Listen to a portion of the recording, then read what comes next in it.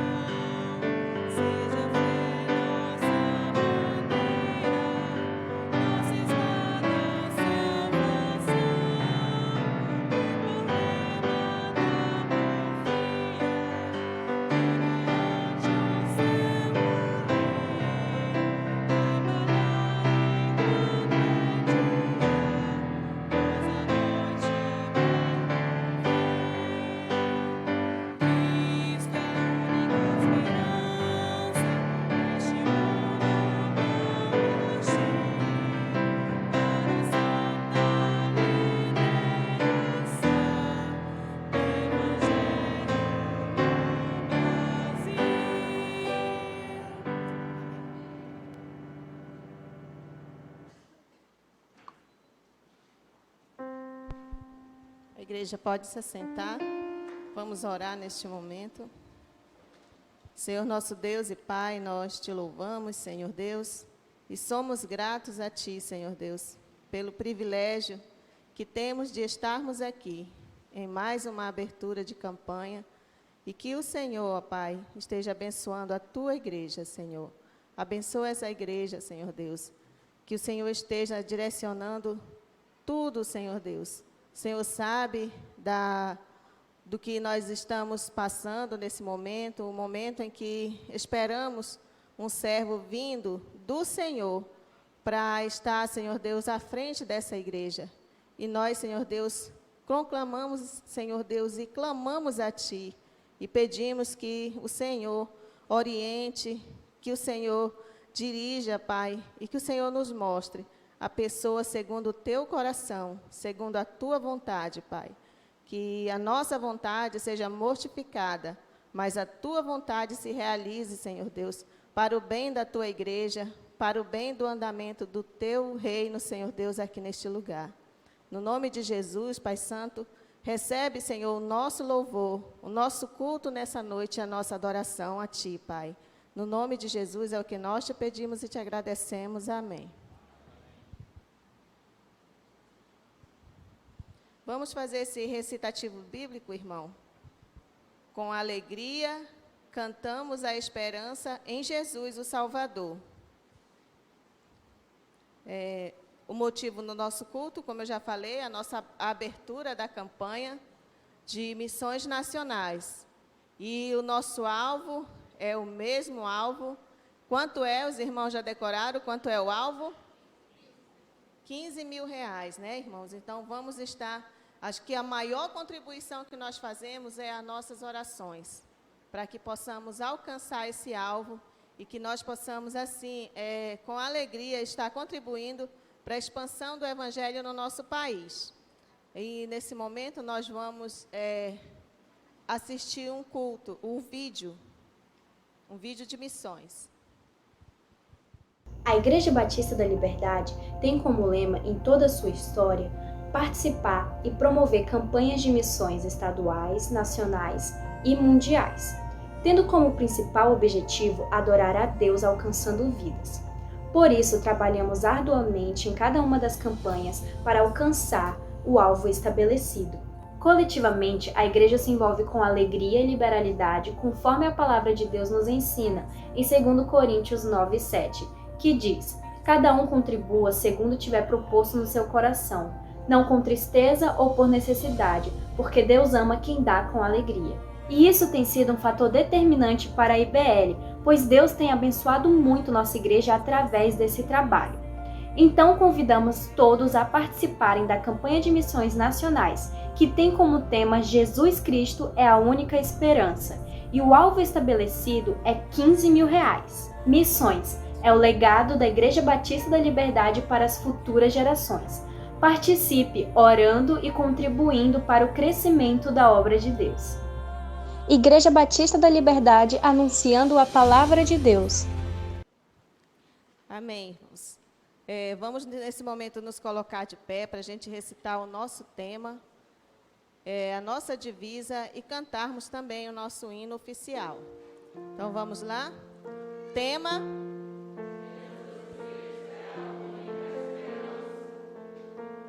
Divisa.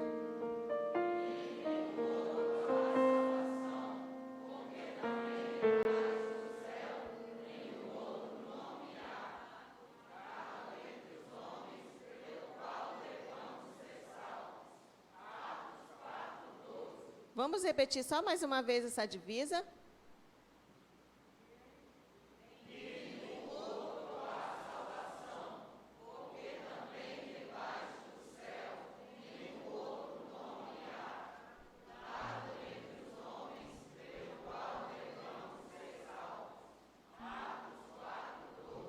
Amém. Vamos cantar o nosso hino.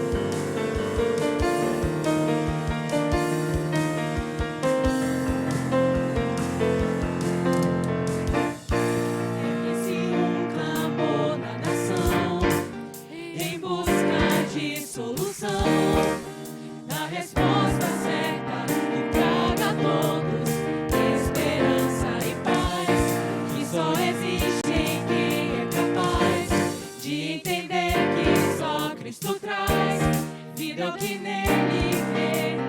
Tudo pode, nossa pátria transformar. Escolhido anunciar o que ele faz. Por amor não vou me calar. De norte a sul vou proclamar. Brasil, a esperança é Jesus. Alegria nele encontrarás. Brasil, a esperança é Jesus. Nova vida ele te dará. Brasil.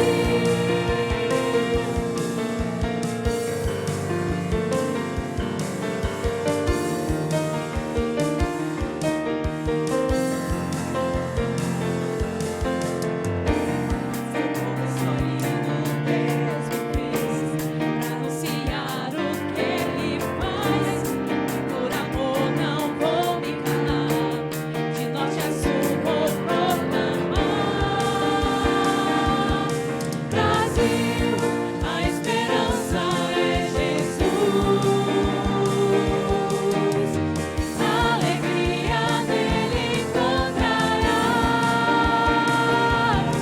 Brasil, a esperança é Jesus. Nova vida ele te dará. Brasil.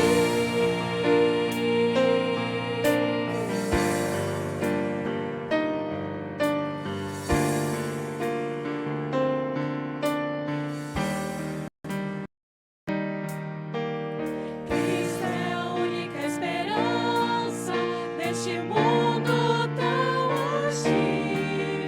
Para a santa liderança do Evangelho do Brasil.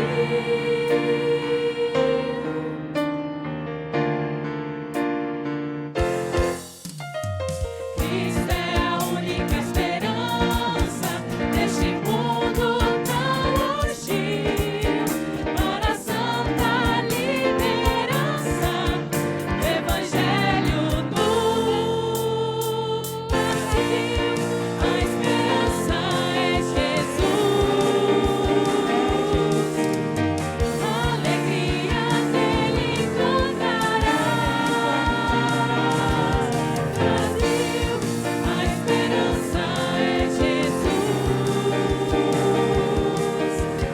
Nova vida ele te dará.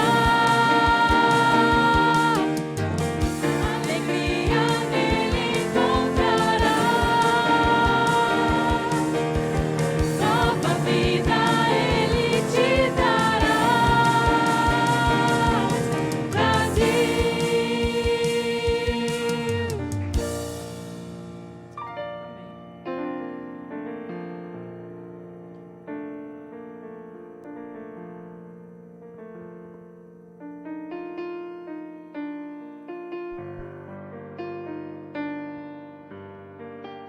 Vamos fazer o recitativo bíblico, Salmo 33, de 20 a 22. Vamos lá, toda a igreja?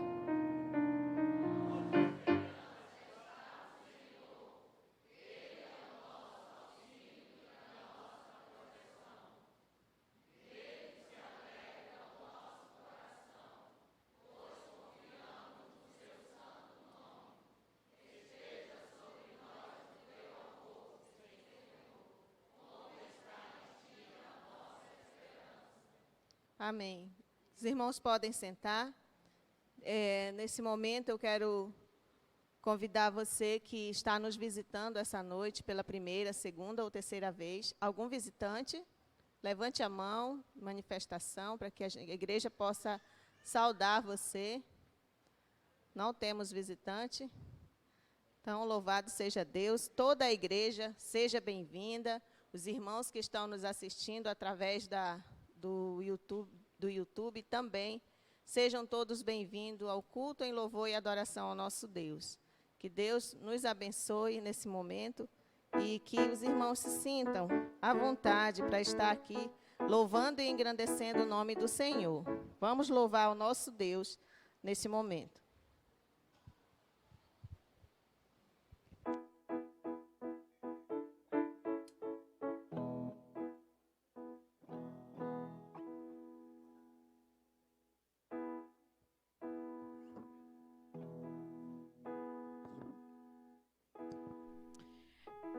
Graça e paz, igreja. Convido os irmãos a ficarem mais uma vez de pé. Como já foi falado aqui, hoje é a abertura de campanha de missões nacionais. E nada melhor do que nós relembrarmos campanhas passadas. Então nós decidimos escolher o repertório de todos os hinos oficiais dos anos anteriores. Tá bom? Amém.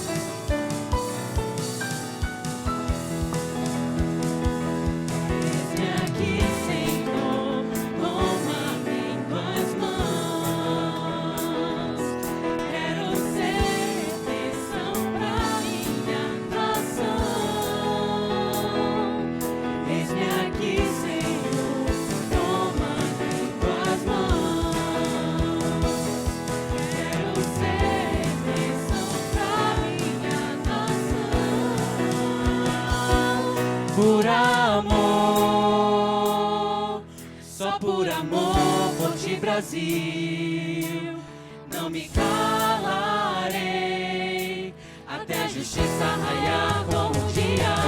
Por amor,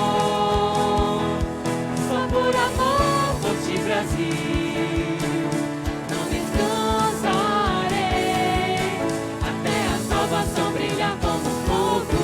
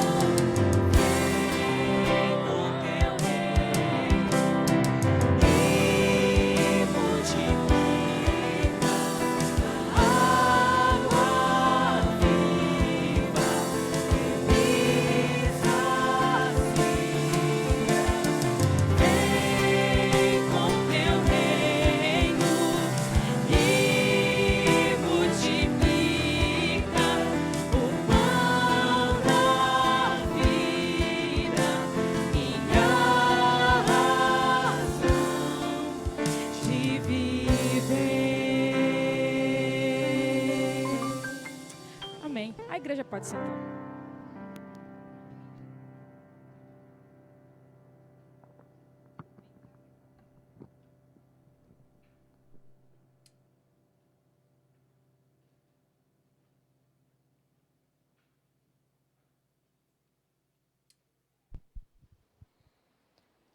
Com gratidão, queremos obedecer e refletir à luz de Jesus.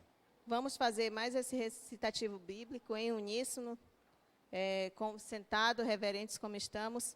Vamos lá, está em 1 Pedro 1, 3 a 5, Efésios 5, 8 e 1 Pedro 3, 15. Vamos lá, igreja.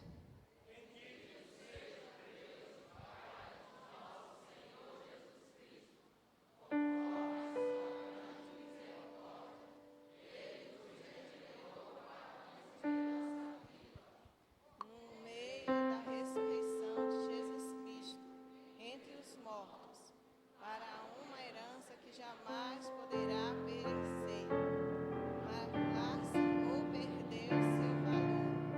Herança guardada nos céus para vocês, que mediante a fé são protegidos pelos decretos de Deus, para investigar a salvação precisa ser revelada no último tempo.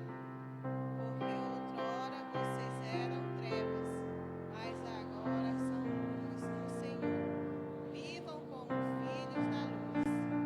Antes santifiquem a Cristo como Senhor. Estejam sempre preparados para responder a qualquer pessoa que lhes pedir a razão da esperança que há em vocês. Oremos pelos dízimos e ofertas desse momento. Senhor Deus e Pai, nós te agradecemos pelo privilégio que o Senhor nos dá de contribuir com o teu reino.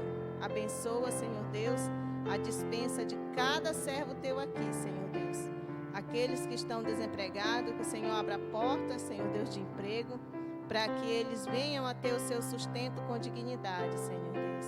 E aqueles, Senhor Deus, que não têm o privilégio de contribuir, que o Senhor esteja dando no coração essa liberalidade, essa alegria, Senhor Deus. Que o Senhor esteja abençoando a tua igreja, Pai. No nome de Jesus, nós louvamos e te agradecemos. Amém.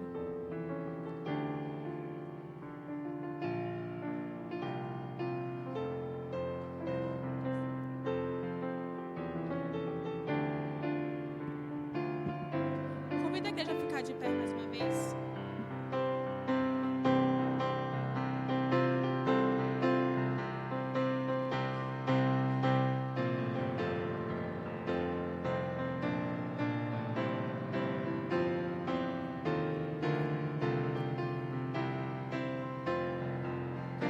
Eu ouvi as palavras de Cristo, olhai para os campos e pede, mas obreiros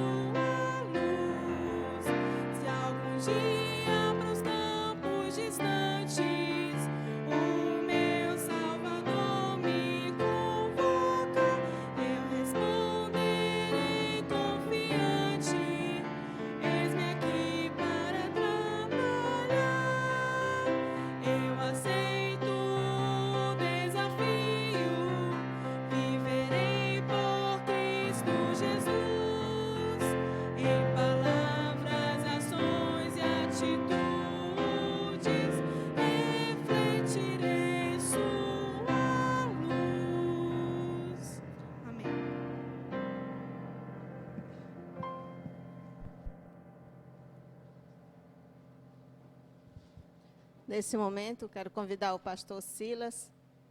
Vamos, pode vir até aqui, ele vai trazer a mensagem, é o nosso mensageiro nessa noite. Vamos orar pela vida do pastor e, com gratidão, temos aí a alegria de ter o nosso secretário executivo trazendo a mensagem mais uma vez nessa noite.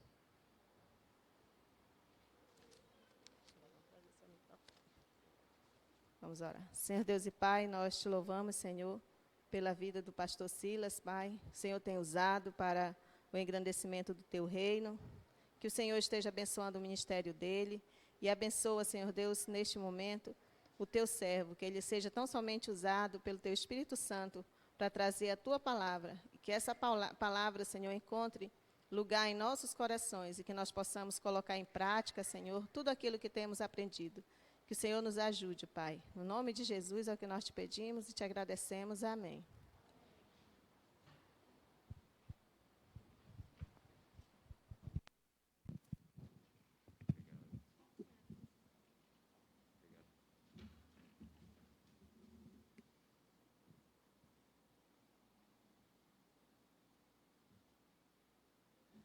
Cumprimento a todos com a graça e a paz do nosso Senhor Jesus Cristo. Amém, irmãos? Eu sei que alguns que estão aqui hoje à noite não estiveram pela manhã. Por isso eu quero reiterar os cumprimentos da nossa convenção a todos os irmãos, na pessoa do nosso presidente, da diretoria e de todos os membros do conselho. É sempre para nós uma alegria estar aqui em nome da convenção e em parceria com a Igreja Batista da Liberdade. Graças a Deus por isso. Sei que hoje é um dia especial da abertura da campanha de missões nacionais, mas estamos emendando missões estaduais com missões nacionais. Estamos vivendo períodos hoje, digamos assim, mais esticados e fora das nossas programações de anos anteriores. Por isso mesmo, o nosso culto de abertura de missões estaduais, ele aconteceu 19 de junho, e sabemos que missões nacionais agora já começa até o início de dezembro. Graças a Deus que nós temos esse compromisso com a nossa convenção e com as nossas juntas de missões, e isso para nós é uma grande alegria, porque somos um povo missionário, não é verdade, irmãos? Então, graças a Deus por isso. E para mim é uma alegria estar aqui com os irmãos, compartilhando uma palavra hoje, neste culto de abertura de missões.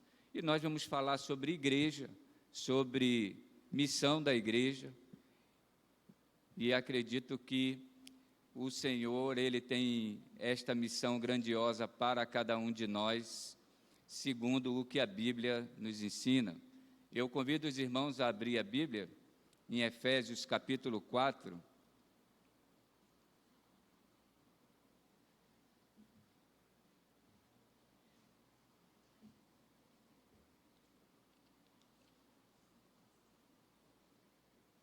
Efésios capítulo 4, nós vamos ver a partir do verso 7.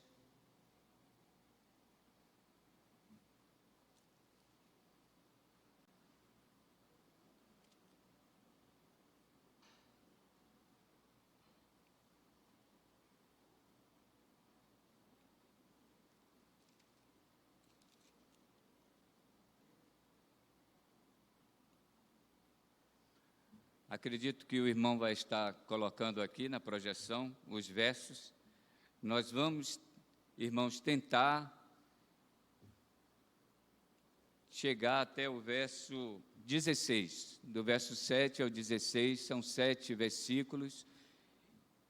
Este é o meu propósito de trabalhar esta noite, esses 7 versículos. Eu não vou ler com os irmãos todos os 7 versículos agora, eu vou lendo e já vou falando para que nós possamos ganhar tempo também com a nossa exposição, tá bom? Então, o verso 7 diz assim: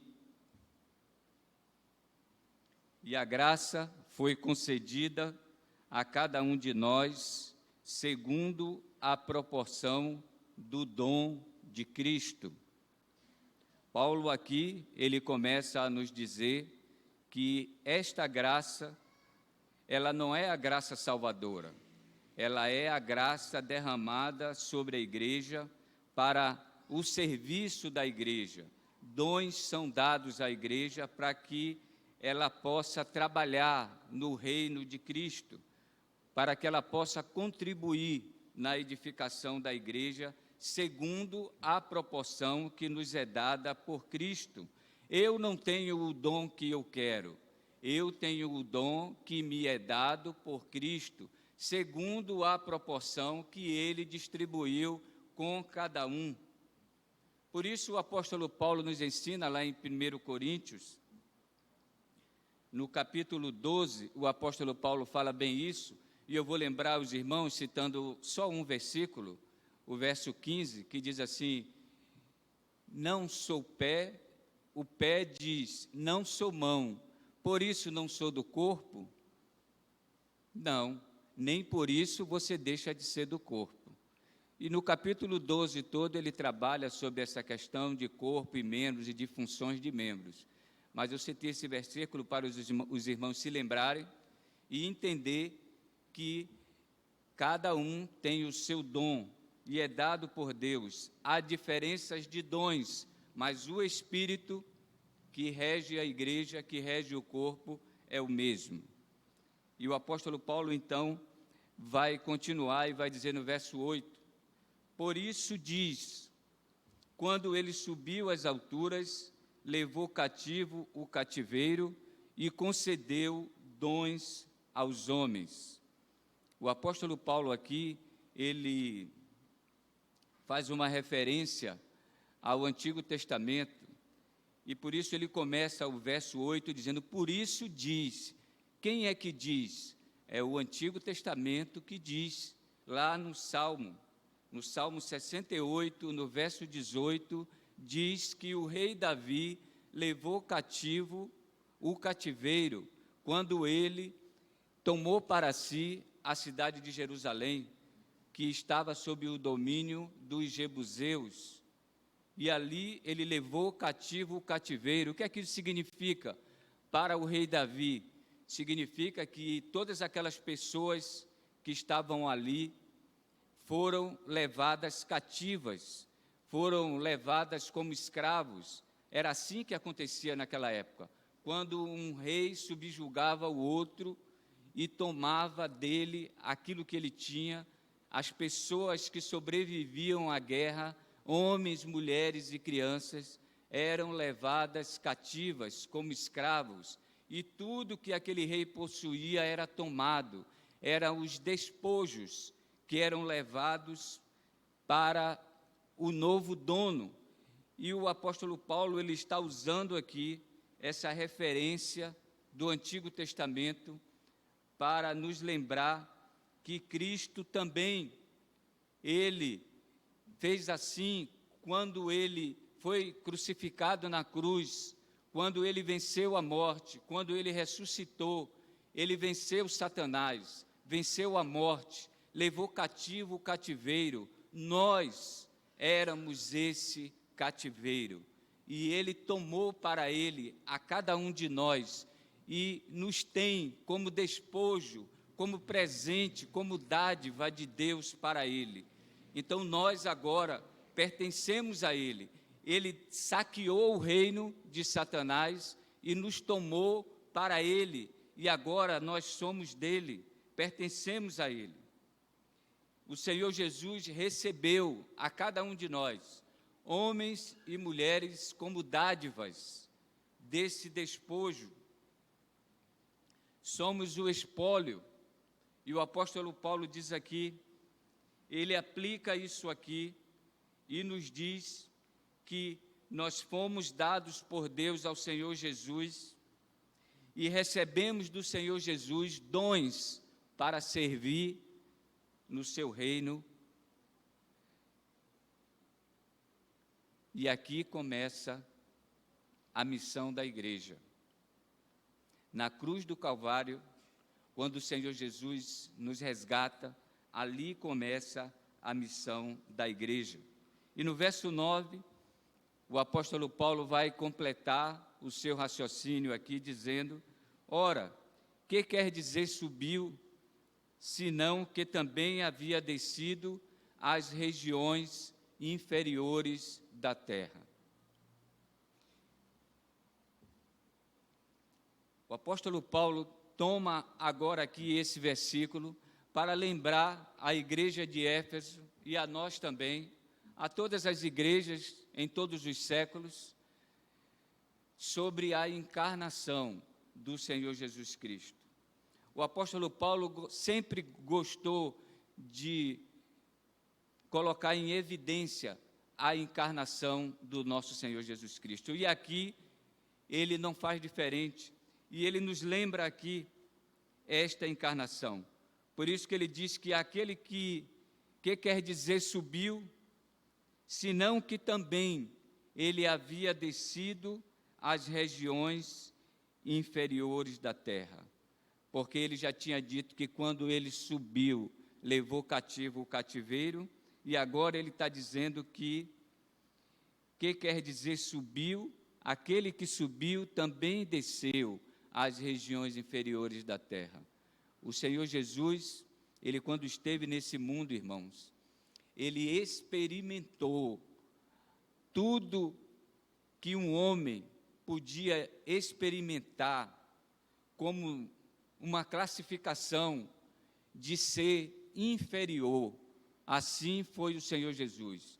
Ele experimentou as coisas mais inferiores que um homem pode experimentar.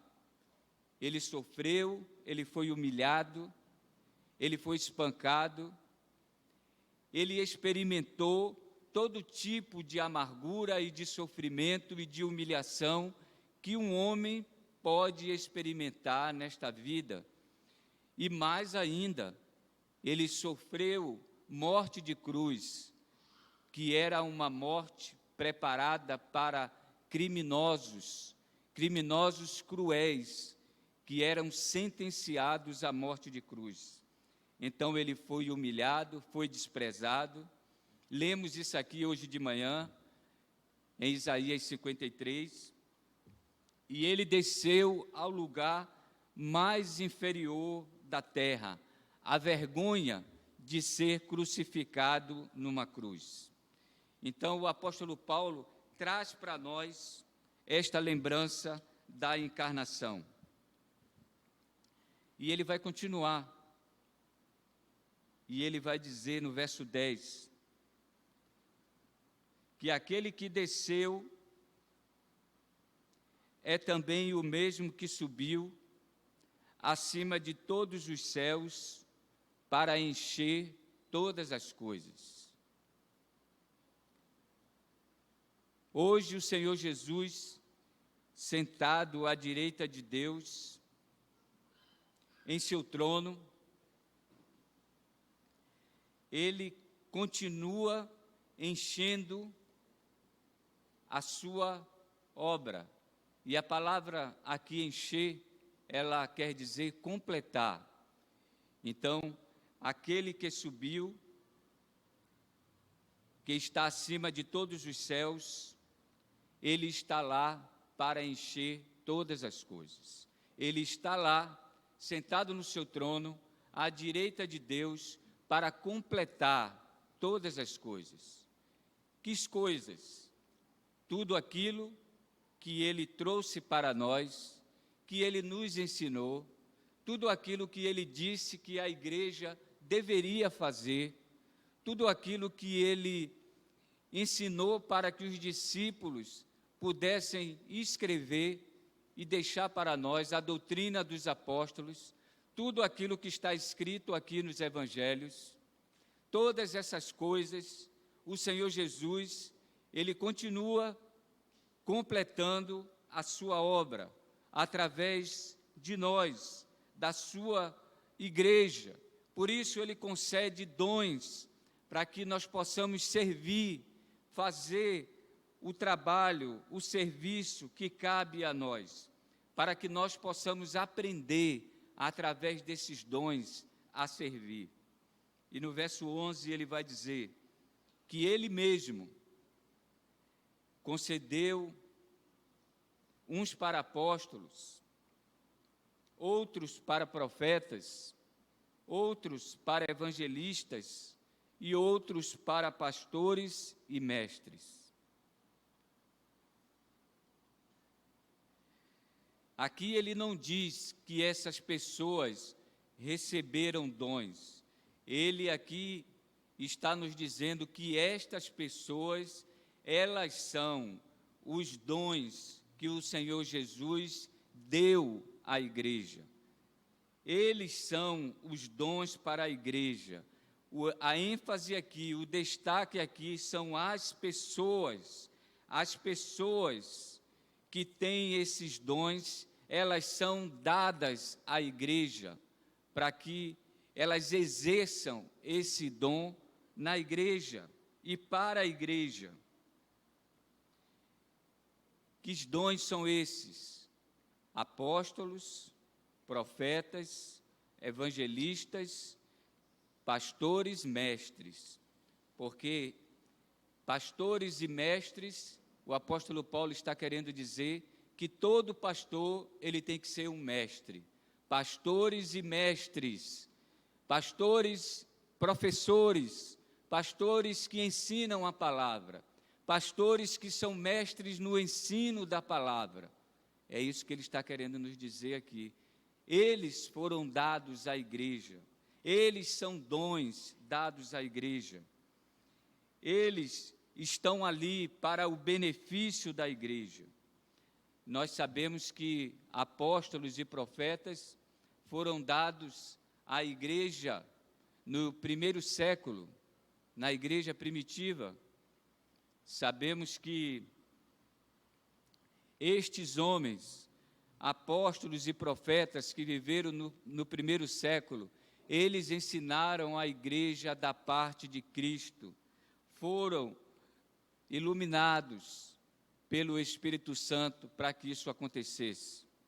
O Espírito Santo inspirou esses homens para que eles pudessem ensinar a palavra de Deus. E os apóstolos são aqueles que aprenderam diretamente com o Senhor Jesus Cristo, receberam o ensino diretamente do Senhor Jesus. Aqueles homens que andaram com Ele, que viveram com Ele. E quando o último apóstolo morreu, que foi o apóstolo João, mais ou menos entre o ano 90 a 100 do primeiro século, lá na ilha de Patmos, os apóstolos acabaram. Daí para cá não existe mais apóstolo. Se você conhece alguém que diz que é apóstolo, ou ele não conhece o que a palavra de Deus ensina, ou ele então está querendo tomar para si um título que ele não merece. Mas apóstolo são aqueles que andaram com o Senhor Jesus e que receberam do Senhor Jesus o ensino diretamente. O apóstolo Paulo, ele reivindica para si o título de apóstolo. Na carta dele aos Coríntios, ele reivindica isso, porque ele diz que ele foi arrebatado aos céus e ele recebeu o ensino dele diretamente do Senhor Jesus. E o Senhor o comissionou para que ele fosse o apóstolo dos gentios. Então, por isso, ele, por direito, ele tem também o título de apóstolo. E ele mesmo nos fala sobre isso na carta dele à igreja de Coríntios, em 1 Coríntios, no capítulo 13.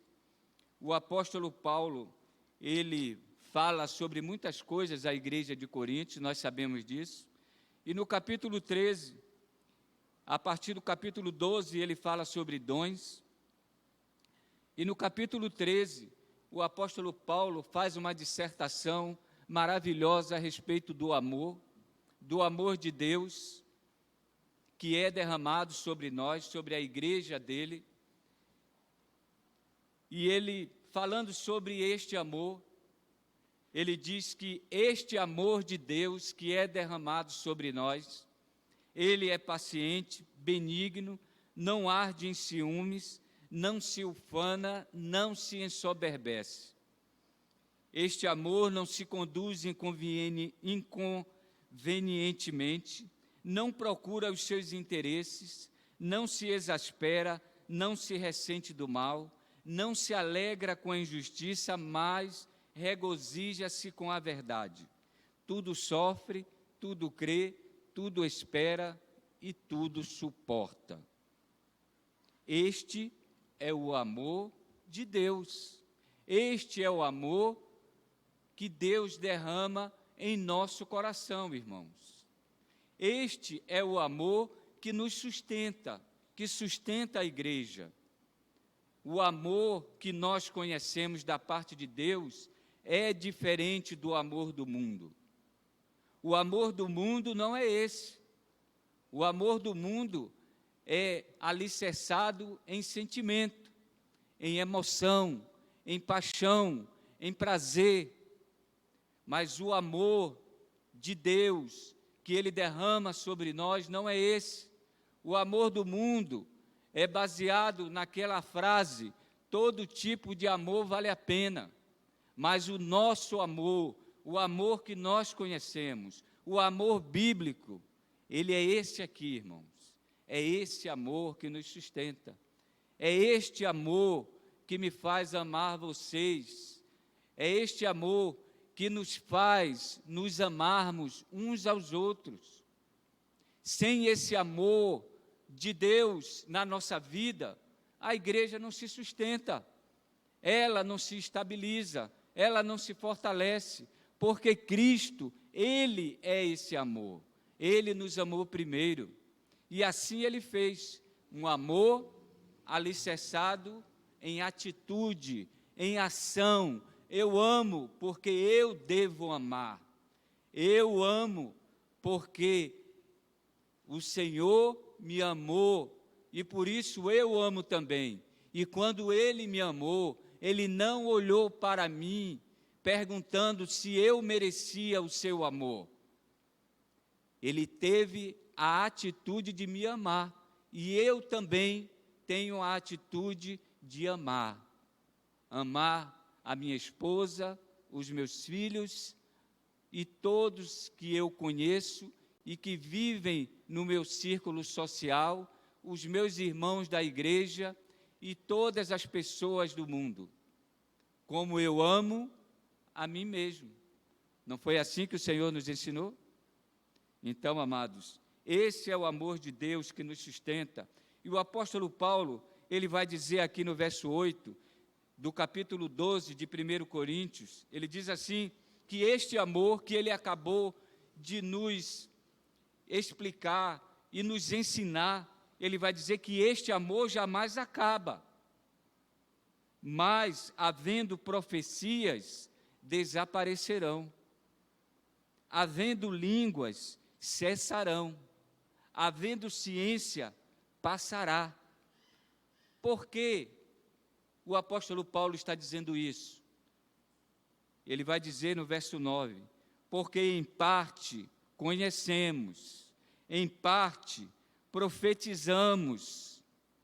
Quando, porém, ele diz no verso 10, vier o que é perfeito, então o que é em parte será aniquilado. E o que é em parte que ele diz aqui, que conhecemos em parte e profetizamos? É a palavra, irmãos. Nós agora, o apóstolo Paulo está dizendo, nós agora conhecemos em parte. Nós estamos ensinando para vocês, igreja, o que o Espírito Santo tem nos revelado. E o mistério que estava oculto é esse, que a graça salvadora de Cristo, ela chegou para todos. Ela agora não é somente dos judeus, ela agora também é dos gentios. e esta graça vai alcançar todos os povos, línguas e nações, e todos virão fazer parte do corpo de Cristo. Este é o mistério que estava oculto. Mas ele diz aqui, mas isso que nós estamos ensinando ainda em parte, porque tudo ainda não nos foi revelado, ainda não está completo. A palavra de Deus, o Novo Testamento, ainda não está completo. Por isso nós ensinamos, nós os apóstolos. Por isso Deus levanta profetas no meio da igreja e debaixo da autoridade dos apóstolos. Eles também ensinam aquilo que o Senhor quer que seja ensinado para a igreja. E tudo isso vai ser escrito, tudo isso vai estar preparado, vai estar pronto, porque hoje nós só temos diante de nós o Antigo Testamento, os pergaminhos, mas a palavra ela vai ficar completa. O Novo Testamento será escrito, e quando vier o que é perfeito, então o que nós vivemos hoje, que é em parte, isso vai acabar, isso será aniquilado, porque a palavra de Deus estará completa, e ela é perfeita, ela é absoluta, e é nela que todos irão caminhar, que todos irão andar, e é nela que todos irão aprender. É através dela que o Senhor vai falar agora, não vai ser mais através de nós, nem de apóstolos, nem de profetas, mas sim da sua palavra. E o Senhor vai levantar evangelistas e pastores mestres para ensinar agora a sua igreja através desta palavra, que está pronta, que está completa. Por isso, apóstolos e profetas, no sentido de profetas, como acontecia naquela época, não existe mais.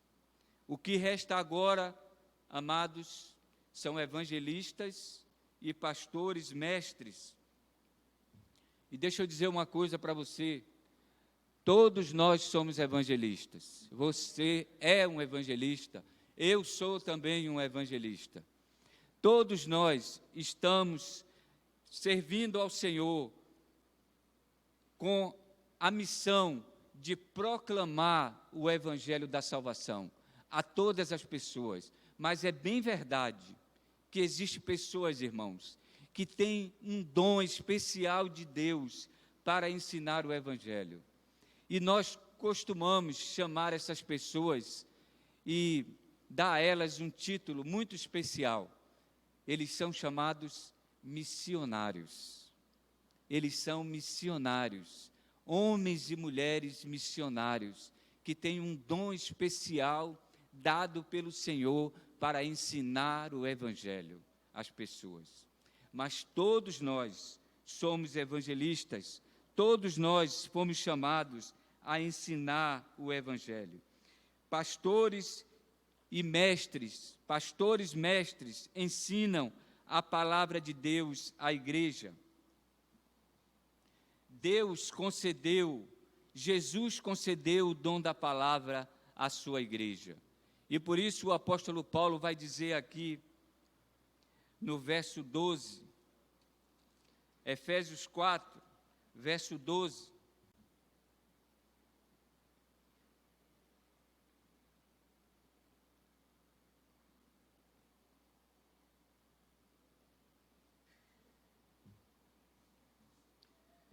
com vistas, o apóstolo Paulo está dizendo aqui, para quê? Para que, com vistas, tudo isso que eu acabei de dizer para vocês nos versos anteriores, o apóstolo Paulo dizendo, e ele vai dizer aqui, é para que, ele diz, com vistas ao aperfeiçoamento dos santos, para o desempenho do seu serviço, para a edificação do corpo de Cristo. Então, amados, isso é encher todas as coisas. Isso é completar a obra do Senhor. Quando nós ensinamos a palavra de Deus, quando nós aprendemos a palavra de Deus, ela tem este papel de nos aperfeiçoar, o aperfeiçoamento dos santos para o desempenho do seu serviço.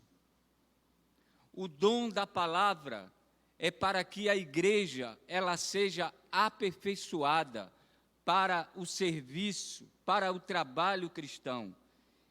E o Senhor, Ele usa a sua palavra para colocar os crentes, a sua igreja, no rumo certo. A palavra aperfeiçoamento significa consertar, aperfeiçoar aquilo que está errado, aquilo que precisa de conserto. Então, as pessoas chegam à igreja precisando de conserto em diversas áreas da sua vida. De conserto nos seus pensamentos, nas suas palavras, nas suas atitudes. E é a palavra de Deus que vai fazer isso. É o ensino da palavra que vai nos aperfeiçoar, que vai nos consertar.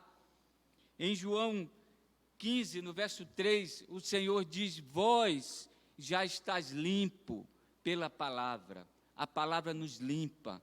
Em João 17, o Senhor Jesus disse: Pai, santifica-os na verdade, a tua palavra é a verdade. A palavra de Deus nos santifica, ela nos limpa de todas as impurezas e ela nos aperfeiçoa.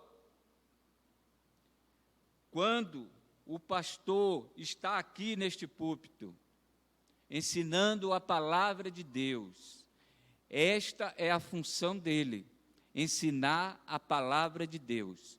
E quando ele faz isso, com toda a verdade que ela contém, o Senhor está completando a sua obra. Ele está enchendo, ele está aperfeiçoando a sua igreja para o serviço, ele está aperfeiçoando os santos para o serviço cristão.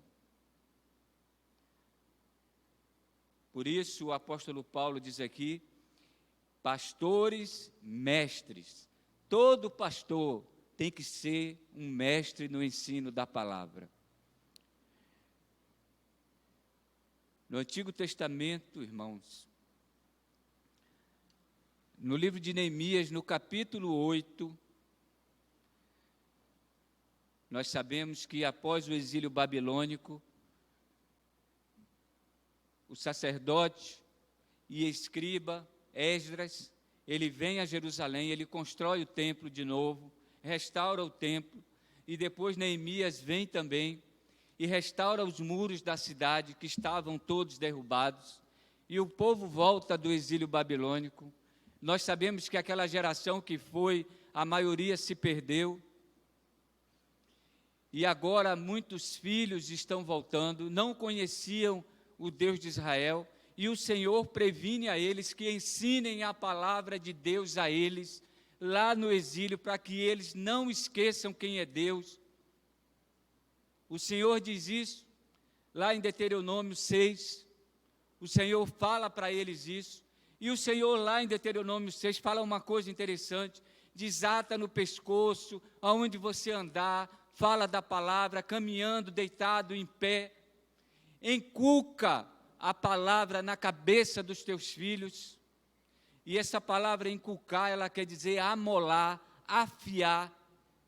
O Senhor Jesus está, Deus naquele momento está ensinando através do profeta Jeremias que os pais devem colocar a palavra de Deus na cabeça dos seus filhos, como nós afiamos uma faca, uma espada, o tempo todo ali, afiando, e a gente passa a mão para ver se já está boa. Não está bom ainda? Continuamos afiando, todo dia, para que aquela faca, aquela espada fique bem amoladinha. Inculca na cabeça dos seus filhos. E foi assim que muitos fizeram lá no exílio, e agora o povo volta para Jerusalém.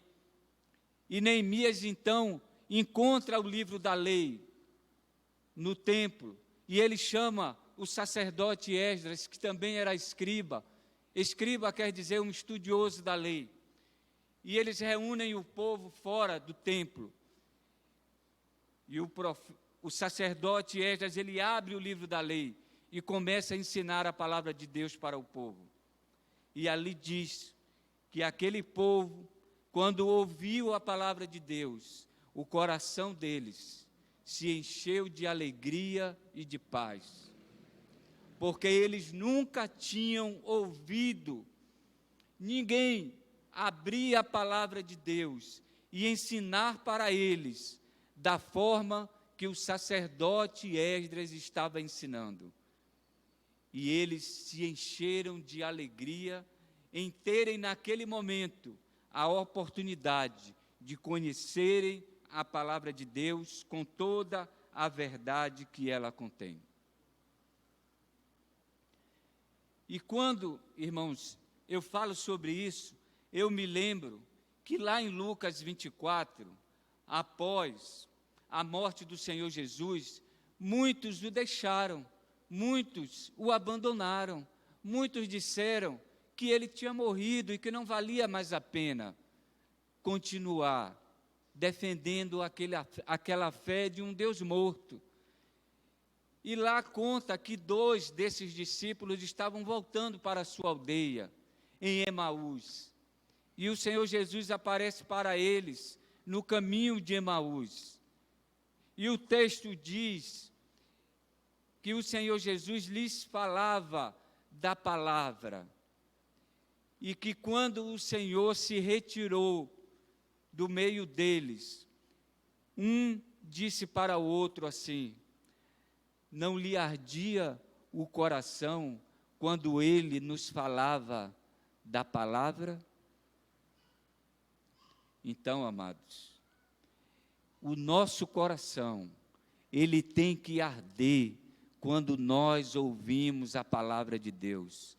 Quando a palavra de Deus é lida, quando ela é ensinada com toda a verdade que ela contém, o nosso coração, ele tem que arder, irmãos. Sabe por quê? Porque a palavra de Deus, ela exige de cada um de nós uma resposta.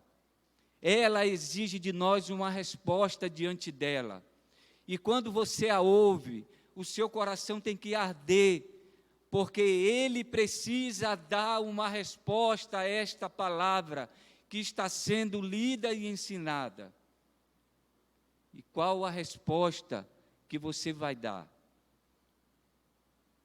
Por isso, amados, a palavra de Deus, ela tem este poder, e ela própria diz que ela é poderosa para isso, para chegar à divisão da alma e do espírito.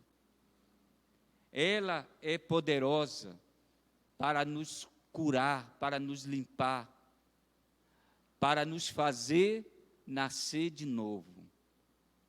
E por isso agora nós nascemos de novo e aprendemos com Deus. A palavra aconselha, a palavra corrige, a palavra nos santifica. Então, queridos, o apóstolo Paulo diz aqui, no verso 12, com vistas ao aperfeiçoamento dos santos para o desempenho do seu serviço e para a edificação do corpo de Cristo. Essa palavra aqui, a edificação do corpo de Cristo, ela tem 2 sentidos, irmãos. O primeiro, o apóstolo Paulo coloca isso aqui, que o corpo de Cristo é como um edifício que precisa ser edificado, e aqui ele traz também o sentido de completar esta obra, edificar, completar esta obra, e para isso nós precisamos ensinar o Evangelho. As pessoas precisam se converter a Cristo, elas precisam vir para a igreja, elas precisam se arrepender, elas precisam ser batizadas, elas precisam se tornar membros deste corpo que é a igreja. E quando isso acontece, ela é um tijolo que é colocado neste edifício, nesta obra. Assim como nós também somos um tijolo que faz parte deste edifício.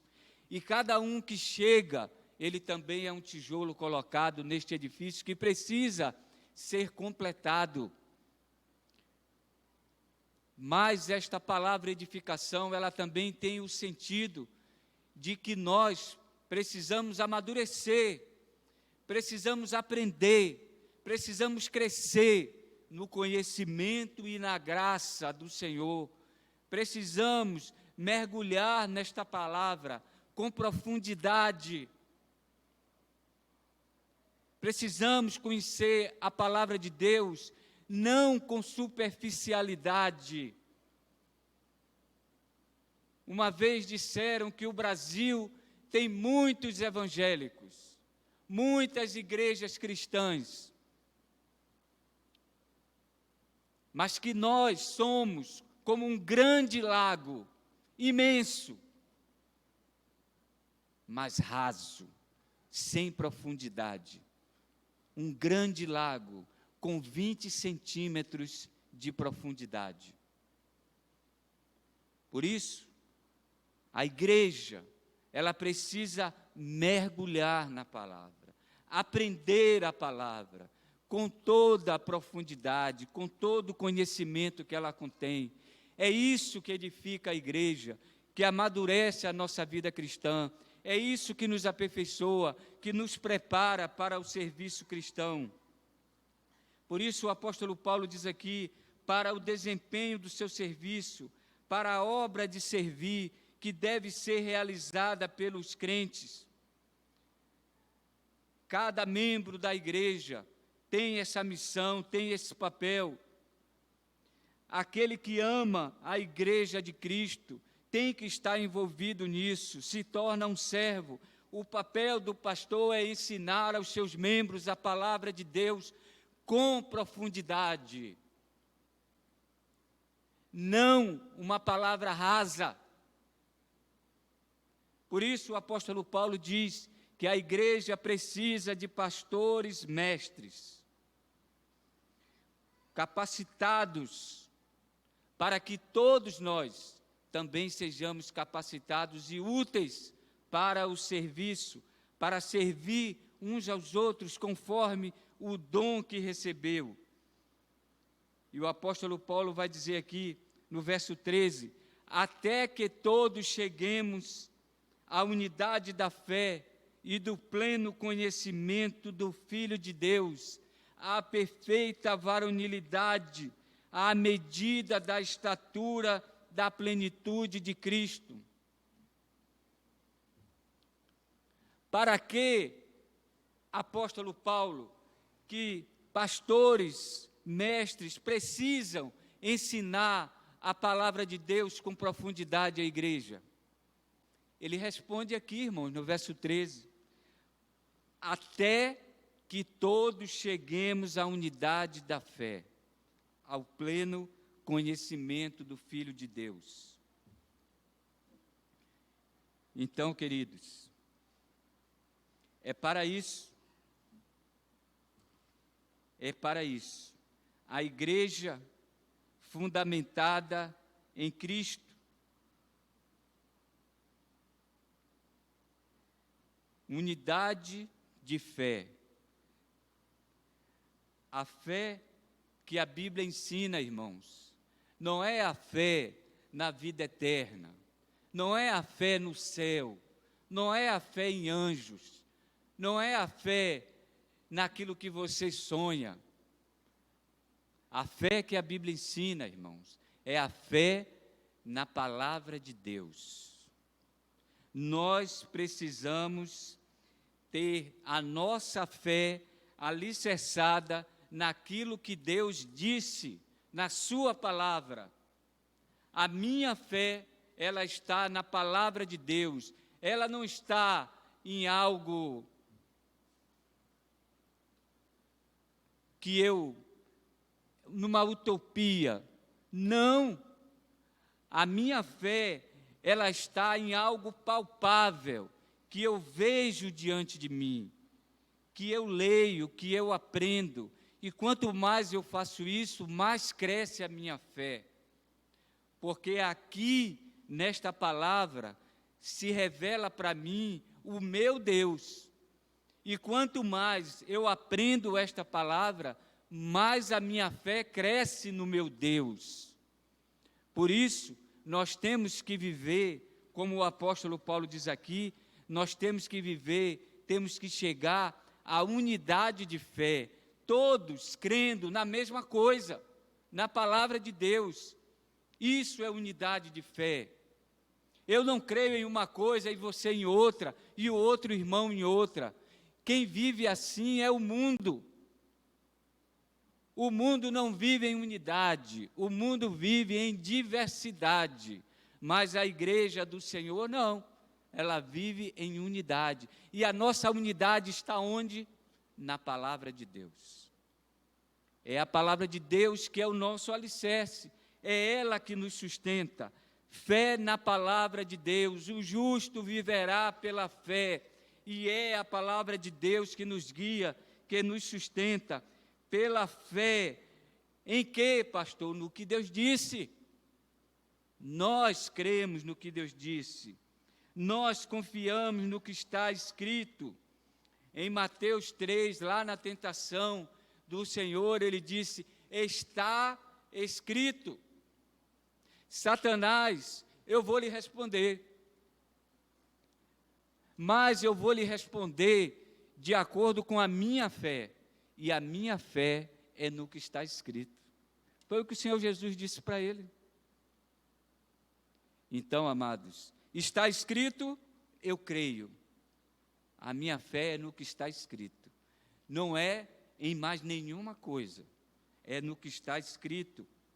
Em Mateus, o Senhor Jesus nos evangelhos disse muitas vezes isso: não lestes, não lestes, não tens lido o que está escrito nas Escrituras? Diversas vezes ele disse isso para o povo, para a multidão e para os fariseus: não tendes lido aquilo que está escrito? Então você não aprendeu. Então onde está a sua fé, se você não leu, se você não aprendeu o que está escrito? Então, amados, por mais difícil que seja, eu creio no que está escrito. Unidade de fé, cremos todos na mesma forma, com unidade de pensamento. Nós estamos alicerçados aqui, nesta palavra, no Antigo e no Novo Testamento. E assim nós cresceremos, nós seremos iguais, na mesma semelhança com o Senhor. Por isso ele diz aqui: cheguemos à unidade de fé, ao pleno conhecimento do Senhor Jesus.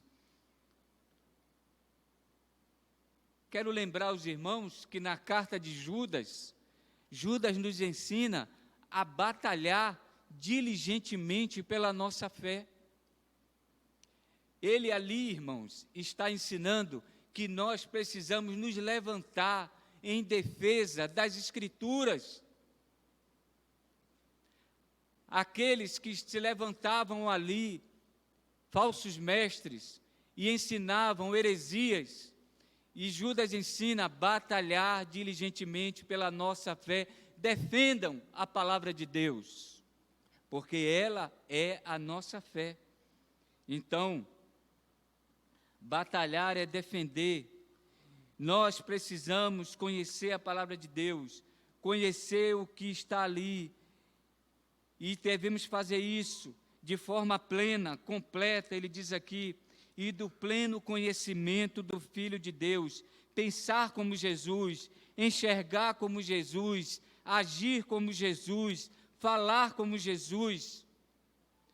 E ele vai mais adiante, e ele diz: a perfeita varonilidade, perfeita varonilidade, perfeito valor e fortaleza. A palavra varonilidade quer dizer isso, perfeito valor e fortaleza, que cada crente tenha isso e atinja dessa forma o que? Ele diz, a estatura e a plenitude de Cristo. Consigamos chegar lá, à medida da estatura e da plenitude de Cristo.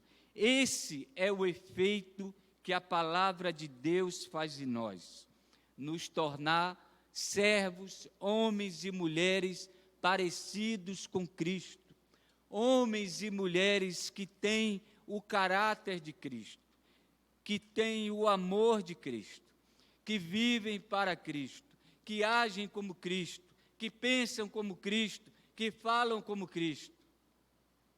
Esse é o efeito da palavra de Deus em nós. Por isso, irmãos,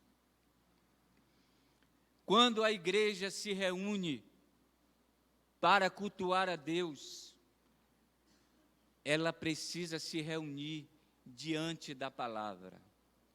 É por isso que o culto a Deus, ele tem que existir a pregação, o ensino da palavra, porque a igreja, ela cresce, a igreja, ela precisa ter esse expediente, porque esse é o principal expediente que Deus usa para o crescimento da igreja, é o ensino da sua palavra. Então, amados, o púlpito da igreja determina o caráter da igreja.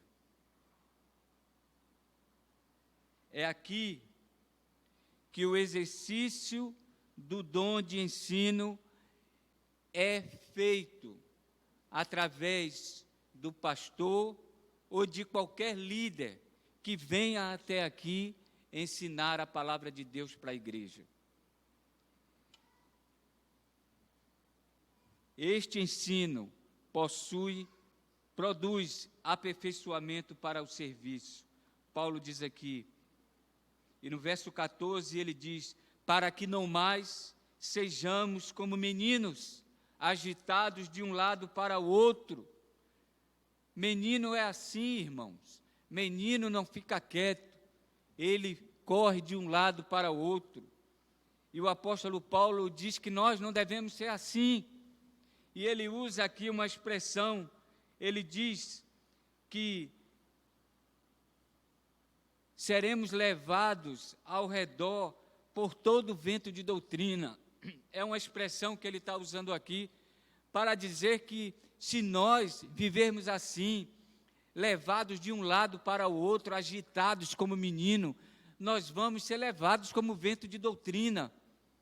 Vento de doutrina, que uma hora sopra para um lado, outra hora sopra para o outro. Paulo nos exorta aqui para que não mais sejamos assim. Não sejamos enganados por homens, artimanha daqueles que pela astúcia induzem as pessoas ao erro. Então, amados, o púlpito da minha igreja, o ensino da minha igreja, ele me protege contra isso aqui, contra ventos de doutrinas, contra homens que nos ensinam falsas doutrinas, que por suas astúcias induzem a igreja ao erro. Astúcias de homens. E no verso 15, ele vai dizer que nós devemos seguir a verdade em amor, crescer em tudo aquilo que é o cabeça, que é Cristo. Então, a minha igreja, nós crescemos seguindo a verdade e devemos fazer isso em amor. fundamentados naquele amor que o apóstolo Paulo nos ensinou, que é o amor de Deus. A palavra é ensinada, a verdade. É assim que a igreja cresce.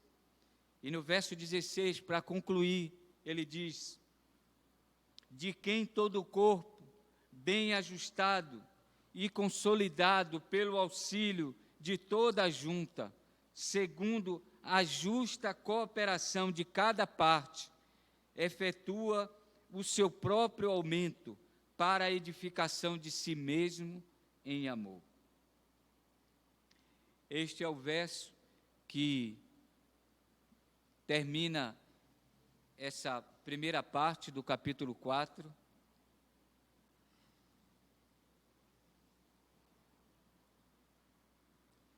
E é o verso que nós vamos terminar também. Mas o apóstolo Paulo aqui, ele nos ensina que a igreja, irmãos, não é lugar para espectadores. A igreja não é lugar para quem vem assistir ao culto. Culto não é para se assistir. Culto é para participar, cultuar. Membros do corpo de Cristo não assistem, eles participam, eles cultuam, eles vivem isso, eles se alimentam disso. O corpo de Cristo, que é a igreja, quando está reunida, ela é alimentada pelo cabeça que é Cristo. Todos juntos, de quem o corpo todo, bem ajustado, consolidado pelo auxílio de toda a junta, eu, você, cada um de nós, nos juntamos, formamos o corpo, cada membro junto, bem ajustado, consolidado. E aí, o que é que esse corpo faz? A justa cooperação de cada parte. A justa cooperação de cada parte. A sua cooperação tem sido justa?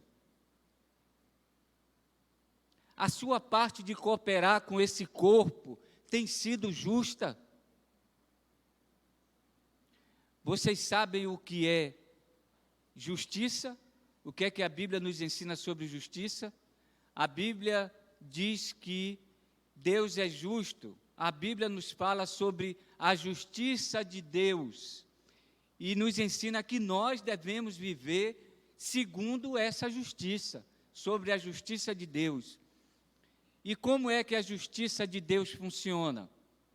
A justiça de Deus, irmãos, é a justa forma de Deus agir. Por isso o homem, ele não consegue ser justo, porque o homem não age de uma forma justa, mas Deus sim.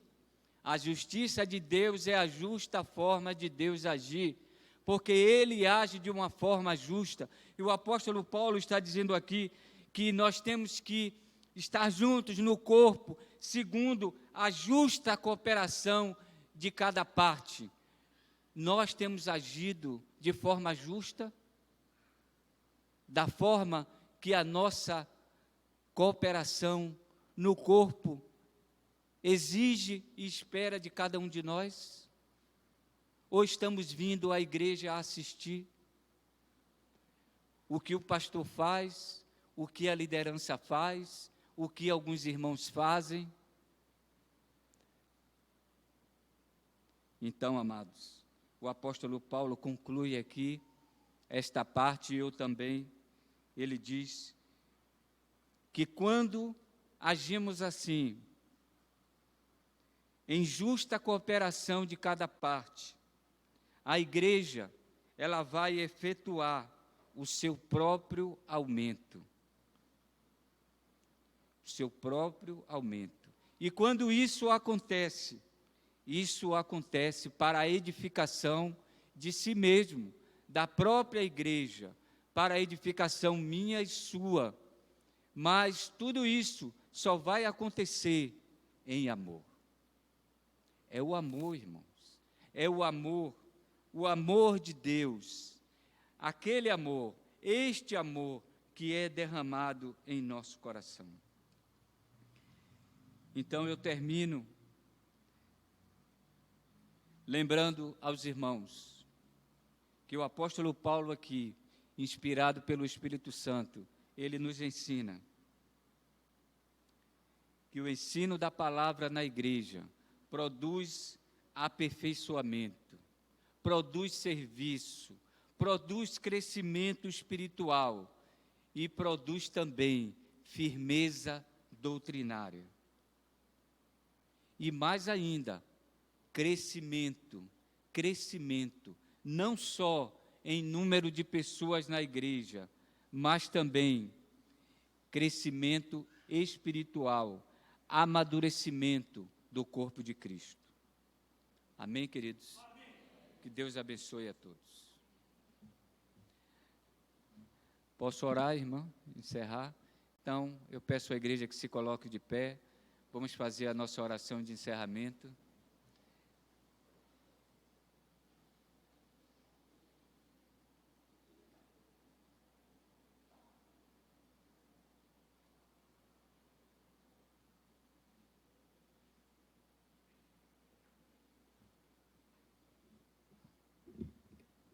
Oremos. Nosso Deus e eterno Pai, graças te damos, Senhor, porque neste momento a tua igreja, aqui reunida, trazida até aqui, pelo poder do teu Santo Espírito, ela está aqui com o coração cheio de alegria e de paz, porque se reúne para te adorar, para te louvar, para se colocar diante do Senhor em súplicas de orações e também, ó Deus, para aprender a tua palavra, que é a única verdade, viva e eficaz para o nosso crescimento, para a edificação do corpo de Cristo. E nós lhe agradecemos, Senhor, porque temos diante de nós essa palavra que sustenta a nossa fé, que nos ensina o caminho que nós devemos andar, que nos dá a direção, que nos mostra quem somos e quem é o Deus a quem nós servimos. Obrigado, Pai, porque o Senhor providenciou que assim fosse, porque o Senhor levantou homens, profetas, homens de Deus, reis. O Senhor levantou homens de diversas línguas, povos e nações, para que esta palavra fosse escrita. O Senhor nos deu o seu Filho para consolidar esta nova aliança, para que a sua igreja, ela pudesse ser edificada no teu Filho, que é a nossa rocha segura. Por isso, Pai, nós lhe agradecemos. Agradecemos, ó Deus, pela nossa manhã, pelo que aprendemos nesta manhã, pela ceia, ó Deus, que participamos e que juntos nós tomamos do pão e do cálice e fizemos isto em memória do Senhor, seguindo um mandamento do nosso próprio Senhor e Salvador Jesus Cristo. E aqui esta noite nós estamos juntos mais uma vez, louvando o teu santo nome e aprendendo a tua palavra. Que nós, ó Deus, saiamos daqui com o coração ardendo diante da sua palavra. Que nós, ó Deus, tenhamos uma resposta positiva ao Senhor como igreja, diante deste desafio que a sua palavra nos lança nesta noite. Obrigado, meu Deus, porque pertencemos ao Senhor, porque fazemos parte do corpo de Cristo. Agradecemos ao Senhor por isso. E oramos por todos os nossos irmãos, que quem sabe não puderam estar aqui esta noite, talvez por uma enfermidade, e nós rogamos por esses amados, meu Deus, para que o Senhor faça um milagre na vida deles. Que o Senhor derrame a tua cura, a bênção restauradora do Senhor sobre a vida deles. Pai querido, oramos também por aqueles que estão nos leitos de hospitais, em casa, ó Deus, talvez sem esperança, que o Senhor renove a cada um. Que o Senhor mostre a eles que Deus existe e que Jesus Cristo é a única esperança, é o único Senhor e Salvador. Pai querido, conforta os corações daqueles que estão enlutados, daqueles que estão sofrendo com a perda dos seus entes queridos. Pai querido, em nome do Senhor Jesus, que este mundo que tem dado as costas para o Senhor, possa se voltar, possa olhar para cima e saber que Deus existe e que Ele quer salvar a todos os pecadores. Pai querido, assim nós oramos e pedimos ao Senhor mais uma vez coragem, perseverança na nossa vida cristã, que nenhum de nós venha a desanimar, que nenhum de nós venha, Deus, a sermos envolvidos pela preguiça, pelo desânimo, por nossas tarefas particulares, mas que tenhamos sempre o Teu reino como em primeiro lugar em nossa vida. Pai querido, nos ajuda, nos fortalece, Senhor, porque o nosso eu, a nossa natureza, ela luta, ó Deus, contra o agir do Teu Santo Espírito em nossa vida. E assim, ó Pai, nós queremos vencer, porque o Senhor nos deu poder e graça para vencer o pecado que habita em nosso coração. Assim oramos, rogando do Senhor a Tua misericórdia, a Tua compaixão, e que o Senhor perdoe os nossos pecados. Leva-nos, ó Deus, para os nossos lares. Guarda-nos, ó Deus, dá-nos uma semana de paz, e aonde quer que nós estejamos, possamos ser luz para as pessoas, possamos, ó Deus, mostrar, ser verdadeiramente servos, que são embaixadores do Evangelho. Em nome do Senhor Jesus, que nós oramos. Amém. E que o amor de Deus, que a graça salvadora e redentora do nosso Senhor Jesus Cristo e as consolações do Espírito Santo de Deus seja com cada um, com o povo de Deus, com a igreja do Senhor Jesus, agora e para todos sempre. Amém. Graças a Deus. O irmão que quiser pode estar fazendo sua oração silenciosa. Teremos os avisos e o prelúdio e vamos estar nos despedindo. Irmão, só um instante, rápido, irmão. Agradecendo mais uma vez pela bondade aí do pastor Silas em nos atender e nos ajudar e nos dar esse apoio, né? Irmãos, terça-feira próxima agora nós teremos um encontro no sítio do irmão Jorge. O encontro será o dia todo. Quem pode tomar café da manhã lá, almoçar, e não sei nem se pode jantar, acho que pode também, né? Deve sobrar alguma coisa do almoço para a janta, né? E também agora, depois do culto, a irmã Regiane vai querer uma reunião com os pais dos adolescentes. Então, quem tem filhos adolescentes, fique um pedacinho aí. E terça-feira não haverá reunião nem dos homens nem das mulheres, à noite, né? E sábado nós teremos a reunião da liderança e a reunião também no domingo, a sessão administrativa, onde trataremos ainda do assunto da sucessão pastoral e de outros assuntos aí relacionados à administração da igreja. Então, sábado nós vamos ter a reunião aqui no templo da igreja, 15h. Eu conto com todos os irmãos aqui da liderança para essa reunião, todos os membros da igreja, né? E domingo e no sábado também, paralela à reunião, terá o encontro dos embaixadores e as mensageiras do rei. Tragam seus filhos para participar, irmãos. Amém? Tenham todos uma boa semana. Eu convido a igreja a ficar de pé mais uma vez. Nós entoarmos essa música.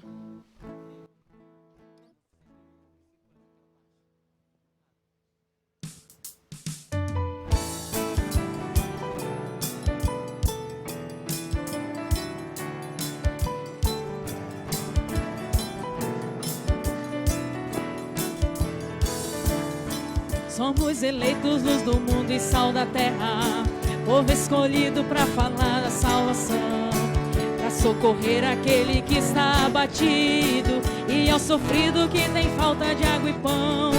Meu compromisso é com o povo brasileiro, me entrego por inteiro para cumprir esta missão. O compromisso de pregar o evangelho, ser luz aonde estou para iluminar na escuridão. Eu vou clareando meu Brasil, eu sou lamparina da nação. Vem cá, se achegue mais ao meu amigo, o Pai te chama a fazer parte da missão. Eu vou clareando meu Brasil, eu sou lamparina da nação. Vem cá, se achegue mais ao meu amigo, o Pai te chama a fazer parte da missão.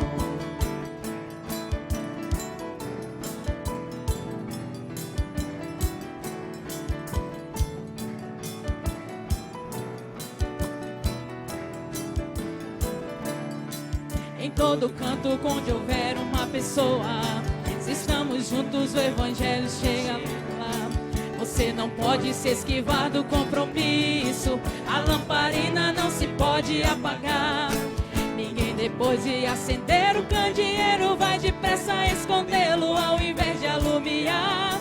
Por isso vamos, é a ordem de Jesus, pois aonde chega a luz as trevas vão se retirar. Eu vou clareando meu Brasil, eu sou lamparina da nação. Vem cá, se achegue mais ao meu amigo, o Pai te chama a fazer parte da missão. Eu vou clareando meu Brasil, eu sou lamparina da nação. Vem cá, se achegue mais ao meu amigo, o Pai te chama a fazer parte da missão. Todos verão e glorificarão, todos verão e glorificarão, todos verão e glorificarão, todos verão e glorificarão. Eu vou clareando meu Brasil, eu sou lamparina da nação. Vem cá, se achegue mais ao meu amigo, o Pai te chama a fazer parte da missão. Eu vou clareando meu Brasil, sou lamparina da nação. Vem cá, se achegue mais ao meu amigo, o Pai te chama a fazer parte da missão. O Pai te chama a fazer parte da missão. O Pai te chama, vem fazer parte da missão.